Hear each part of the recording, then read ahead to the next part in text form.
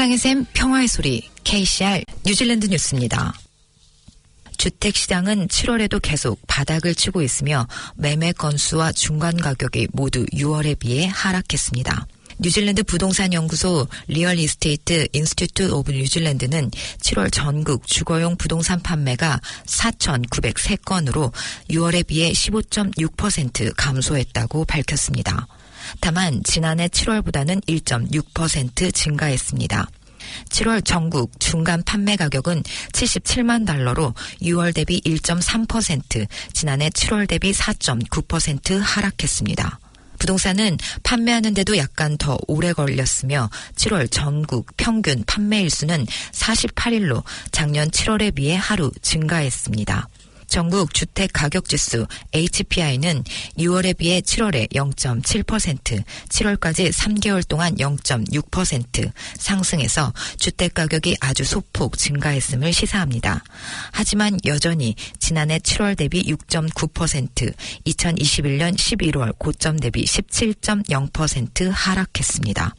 뉴질랜드 부동산 연구소 REINZ는 7월 보고서에서 지난달에 비해 주택가격 지수가 약간 상승했지만 시장은 지난 1년 동안 가치 하락으로 계속 도전에 직면해 있다고 말했습니다. 7월 신규 주택 목록도 전년 동기 대비 17.6% 감소했습니다. 약 1,000명의 키위 세대주를 대상으로 한 온라인 준비은행 설문조사에 따르면 인플레이션이 하락하고 주택가격이 다시 상승하기 시작할 것으로 예상됩니다. 설문조사 결과에 따르면 응답자들은 평균적으로 1년 후 인플레이션이 6.0%가 될 것으로 예상했습니다. 이는 조사 응답자들이 연간 인플레이션이 7.4%일 것이라고 예상했던 지난 분기 결과에 비해 크게 개선된 것입니다. 2년 후 예상 인플레이션 측면에서 가계는 현재 평균 3.3% 인플레이션을 예상하고 있는데 이는 지난 조사의 4.5%의 인플레이션보다 낮은 것입니다. 그러나 여전히 준비은행의 목표 범위를 벗어나는 인플레이션이나 여론 측면에서 준비은행의 상황은 올바른 방향으로 나아가고 있는 것으로 예측됐습니다. 임금 인상에 대한 기대는 응답자들은 현재 3개월 전 6.0%보다 향후 12개월 동안 6.4%의 더 큰 임금 인상을 기대하고 있습니다.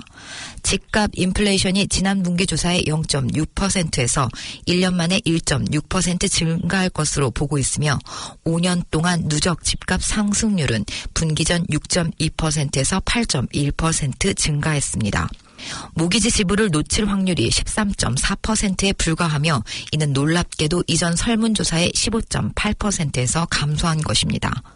응답자가 임대료를 내지 않을 확률은 15.5%에서 16.3%로 약간 증가했습니다.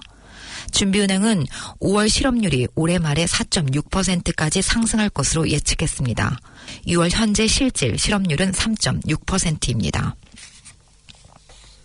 주택시장은 판매 가능한 총 부동산 수가 감소하고 일부 지역에서는 중간 가격이 거의 변화가 없는 등 침체된 상태를 유지하고 있습니다.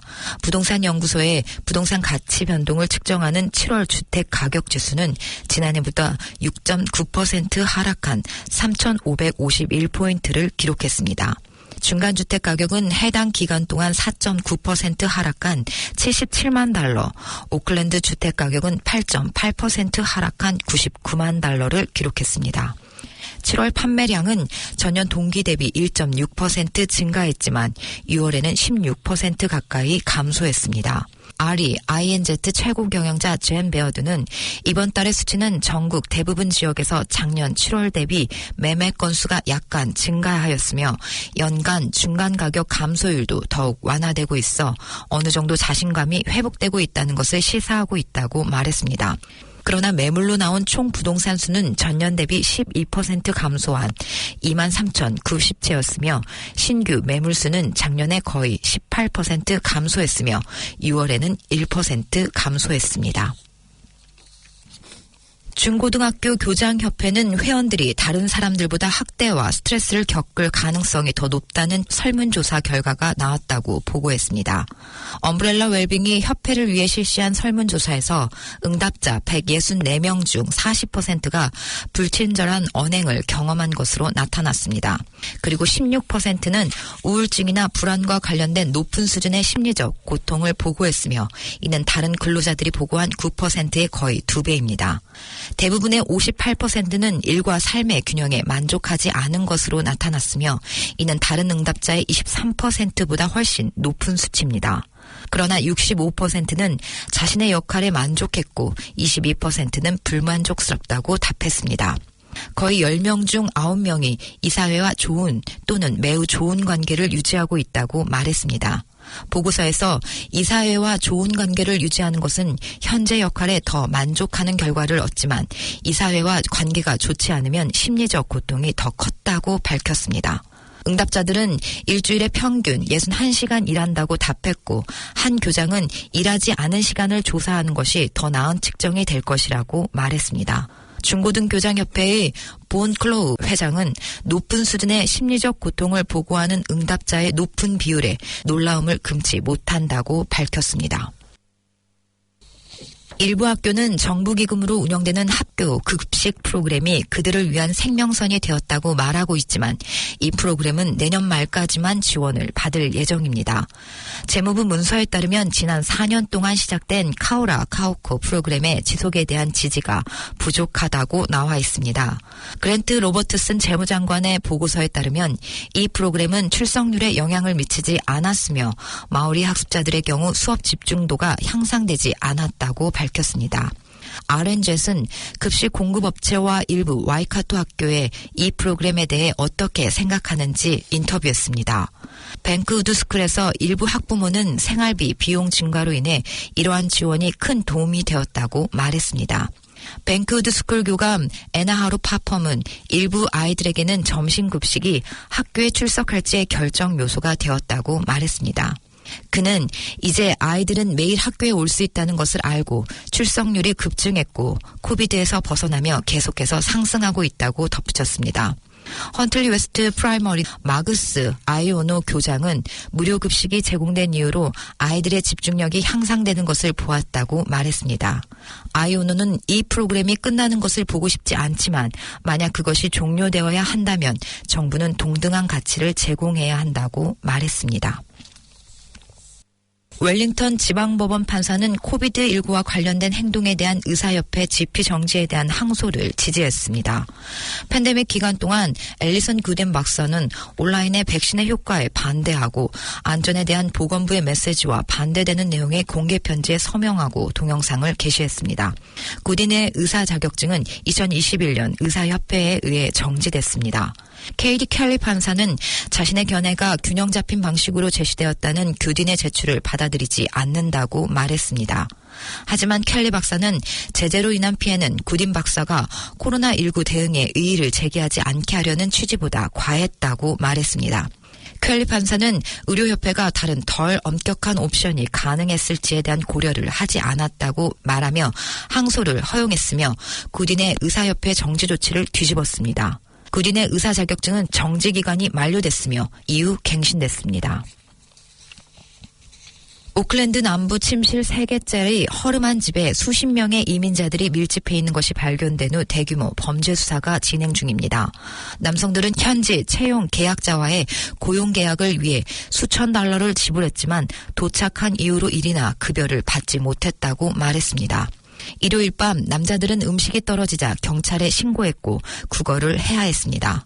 40명의 남자들이 오클랜드에 있는 더럽고 좁은 침실 3개짜리 집에 몇 달 동안 샤워도 못한 채 난로 하나로 요리를 했다고 말했습니다. 인도 이민자 프라사드 바부는 사흘 동안 먹을 것이 없어 물만 마시고 있다고 말했습니다. 뉴스허브는 일요일 밤에 파파쿠라 부동산을 방문했고 수십 명의 이민자들이 지역 경찰에 신고한 후 거리로 몰려드는 것을 발견했다고 밝혔습니다. 그들은 일자리 제한에 각각 수만 달러를 지불하고 뉴질랜드 채용 계약자와 계약을 체결했지만 1시간도 일하지 않았고 한 푼도 받지 못했다고 말했습니다. 뉴질랜드 이민국은 심각한 범죄 행위인 비자 사기 및 이민자 착취 혐의에 대한 대대적인 조사에 착수했습니다. 조사 후 혐의가 입증되면 기소할 것이며 위반자에 대해 심각한 조치를 취할 것이라고 이민 규정 준수 및 조사 책임자인 스티브 왓슨이 말했습니다. 그러나 앤드류 리틀 이민부 장관은 여전히 공인 고용주 제도를 중단하지 않을 것이며 우리는 약 2만 7천 명의 공인 고용주를 보유하고 있고 약 7만 7천 명의 근로자가 이 비자로 이곳 뉴질랜드에 도착해 대다수는 잘 일하고 있다고 말했습니다. GP의 옹호단체는 아플 때 집에 머물거나 의료시설에서 마스크를 착용하는 것과 같이 코비드19에서 배운 관행이 전염병의 확산을 막기 위해 그대로 유지돼야 한다고 주장했습니다. 8월 15일부로 보건부 장관 아이샤 베럴은 폐수검사에서 바이러스 흔적이 거의 나타나지 않았다고 말하면서 7일간의 격리기간과 보건환경의 마스크에 대한 명령이 종료됐음을 밝혔습니다. 그러나 베럴 장관은 많은 사람들이 여전히 취약하다고 느낄 것이라고 인정했습니다. 테와투오라는 의무사항은 아니지만 사람들이 병원에 갈 때 마스크를 착용하도록 계속 권장했습니다. 크리스 히킨스 총리는 모닝 리포트에 이것이 코비드19 제한을 완화하는 마지막 단계라고 말했으며 이 결정은 보건국장의 조언에 따른 것이라며 건강 설정을 변경하기에 완벽한 시기는 결코 없다고 말했습니다. 제너럴 프랙티스 뉴질랜드의 브라이언 베티 박사는 마스크 착용 및 자가 격리와 같은 관행이 코비드뿐만 아니라 모든 바이러스에 대해 권장돼야 한다고 말하며 모닝 리포트에 사람들이 코비드에서 배웠지만 인플루엔자 및 RSV와 같이 사람에서 사람으로 퍼진 모든 바이러스에 적용 가능한 교훈을 계속 유지해야 한다고 말했습니다. 독감이나 감기에 걸리면 확산을 막기 위해 자발적으로 집에 머무르는 것, 의료시설의 공공장소에서 자발적으로 마스크를 착용하는 것은 여전히 우리가 지켜야 할 일이라고 조언했습니다. 의료 서비스 제공자는 병원이나 GP의 대기실과 같이 아픈 사람들이 모이는 장소에서 마스크를 착용했는지 확인해야 한다고 베티는 말했습니다. 오클랜드에서 왕가레이까지 이틀간 범죄를 저지른 10대 청소년들이 체포됐습니다. 경찰은 월요일 이른 아침부터 노스랜드의 주유소에서 일어난 3건의 절도 사건과 가중 강도 사건을 포함해 오클랜드 레스토랑에서 발생한 2건의 사건에 대응했습니다. 왕가레이 경찰은 13세에서 15세 사이 청소년 4명을 추격한 끝에 경찰차를 들이받고 도주하는 혐의자들을 체포했습니다. 오클랜드 노스쇼어 사업협회는 월요일 밤 지역사회가 가중 강도 사건에 휘말렸다고 전했습니다. 경찰은 같은 그룹이 어젯밤 11시 40분경 브라운스베이의 클라이드 스트리트에 있는 식당에 칼과 드라이버로 무장하고 돈을 요구하며 들어선 것으로 보고 있습니다.